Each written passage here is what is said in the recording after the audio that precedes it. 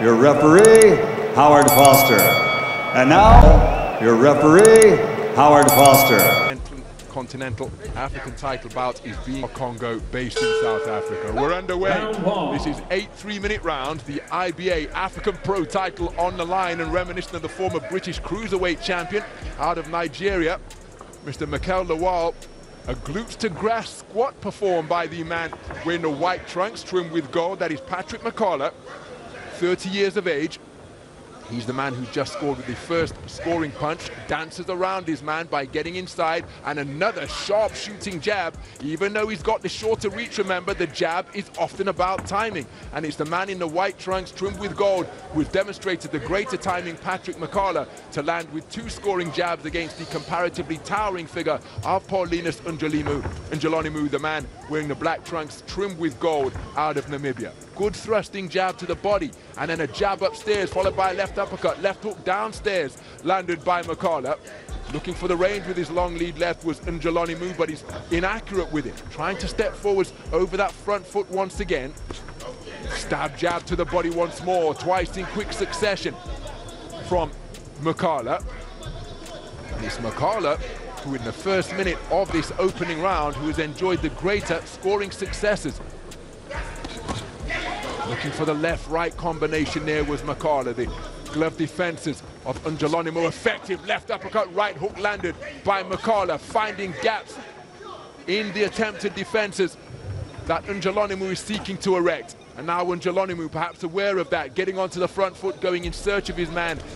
But again, will he be served to just shoot out that jab as he does now? And that right hand came down on a steep trajectory and landed on the body of Mukala. But Mukala reestablishes the jab once again, scores with a good stab jab to the body, and then a right hand over the top.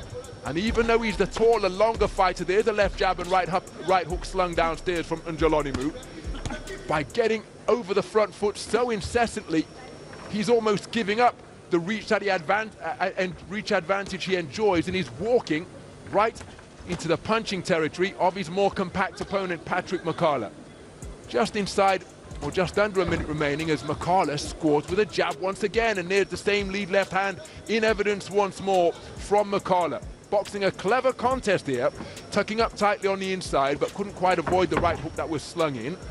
As Mukala, again, 4 punches to the body, and a torso that long and lean will represent a veritable feast for Mukala, and he's targeted it effectively and extensively in this round so far. Right uppercut turned underneath from Ndjolonimu, but again continuing to pepper the body with scoring straight punches, and a torso that long and lean will represent a veritable feast for Mukala, and he's targeted it effectively and extensively in this round so far. Right uppercut turned underneath from Ndjolonimu, but again continuing to pepper the body with scoring straight punches is Mukala.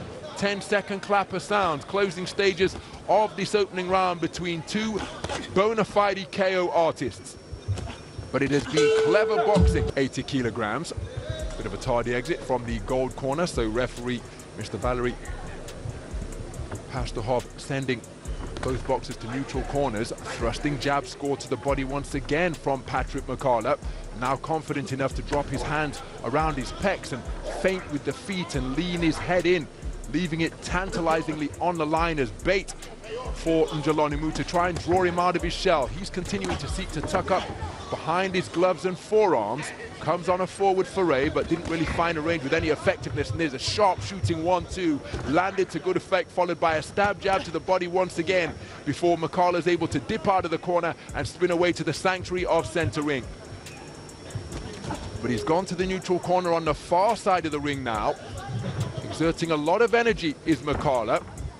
Even though he's efficient with his movements, he's stepping in, scoring with plenty of punches at a pretty high punch output. Remember, this one being contested at 80 kilograms. A little bit of embellishment as he picks up that lead left leg and then scores with a 3-shot salvo, which is countered by a right hand from Ndjolonimu. But you get the sense that Mukala Feels as though he has the measure of his man here now, and just putting a little bit of flash and embellishment on his work.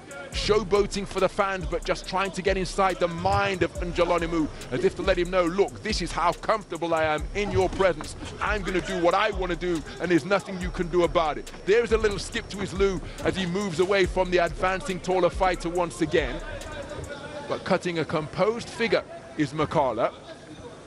And Ndjolonimu continuing to try to walk him down, tries a corkscrew left hand, which wasn't too far away. A little bit of back foot boxing being demonstrated by Mukala now, confident enough to keep his hands down by his belt line and just weave away from the punches as the fire was incoming from both flanks. Treble jab, body and head, snapped out by Mukala, who again, is embellishing his offense with his hands by trying to distract Ndjolonimu with his feet. Picking those feet up, and this is reminiscent of what Andy Clark and I witnessed during his public workout. Very expressive, effusive character, and so often the personality of a fighter outside the ring is so instructive and informative as to how they will compete inside the boxing ring. And Mukala, look at those jabs just being peppered into the face as he snaps it out like a riding crop into the head of Ndjolonimu. Reverse 1-2, right hand then left, then dips underneath.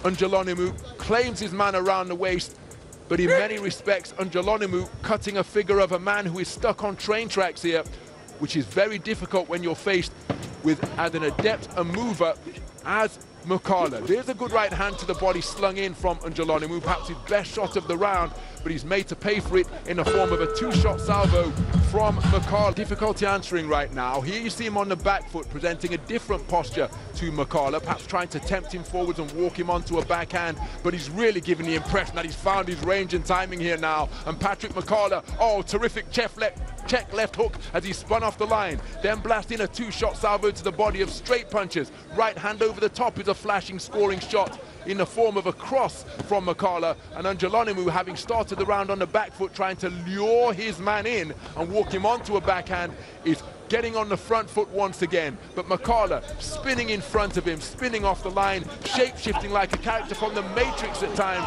and Ndjolonimu is finding this a very difficult mission indeed, as Mukala on his man once again, looking for bent-arm successes in the form of hooks and uppercuts. So Mukala willingly retreating, backpedaling to the neutral corner just above our commentary position, each man going in search of uppercuts. Mukala working the body effectively once again, and then cleverly attempting to tie up the taller Ndjolonimu. Ndjolonimu seeking to untangle those tentacle-like arms and get back to his own punching territory. But look at the dynamism being demonstrated by Mukala as he's continuing to pepper his man with punches, and Ndjolonimu trying to set his feet and push off that back foot in search of that piston-like lead left hand. But he's hitting the stadium night air for the most part, and he's having real difficulty landing with any solidity. And with the head of Mukala proving to be such an elusive, answered the telephone, got his glove up to his temple to ward off that incoming fire. But with both of them having competed at lower weight classes, each of them well inside the 80-kilogram limit, and Ndjolonimu at 77.15 kilograms and Mukala at 75.75. So that is a considerable weight advantage for Ndjolonimu, who again looking to manhandle his man, and he did have some success there, causing Mukala to jump backwards into the corner post in the black corner. Again, big swing and a miss with the right hand, but the left hook to the body was altogether closer from Ndjolonimu. Now Mukala re-establishing the control of distance by scoring with that left jab to the body. Ndjolonimu, hand down around his kneecap here now as Mukala scores with another jab to the body, then turned his palm up to the ring lights to turn it into a half hook, half uppercut, scoring with that bent arm shot on the inside.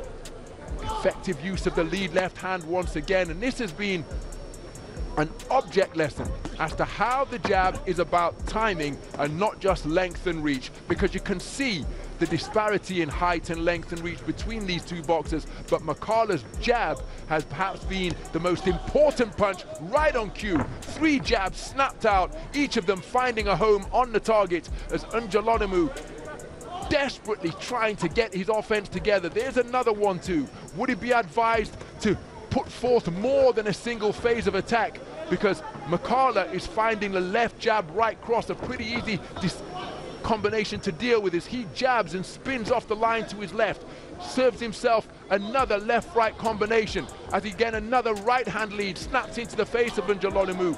Should Ndjolonimu turn this into a two-phase attack, a three-phase attack, concede that his first one might be inaccurate, but just keep the pressure going, seek to weight his man down and blast away to whatever he can land upon.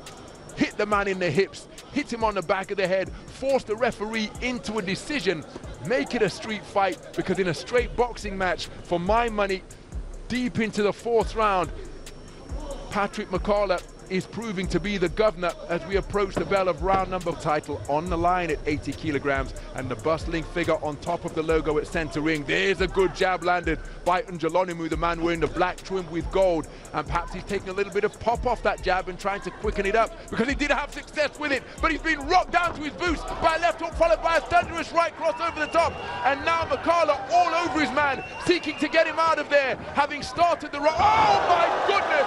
A right hand has deposited Paulinus and Ndjolonimu on the canvas. The referee toning it out, but I think he could get to 20, and indeed he has detailed this one.